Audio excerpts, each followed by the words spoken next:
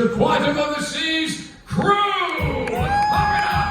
They're coming from the back of the house, ladies and gentlemen, and here they come.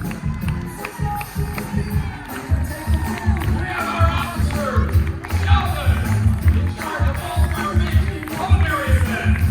Our marketing and revenue, our guest service manager, ladies and gentlemen, these incredible towel animals that you have every single day and night.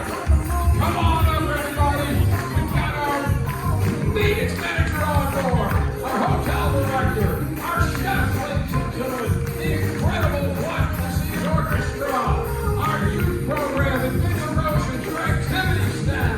Musicians are still coming, and it's not even 5 o'clock in the afternoon, and they're awake. Come on up.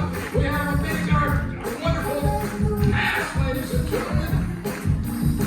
We have, of course, two big production shows, Star Waters, and of course, Sonic Odyssey and Sequins and Feathers. They're still coming, your activities team, your sports team. Ladies and gentlemen, this is, of course, everybody's still at work, and they're still coming. All right. They're amazing.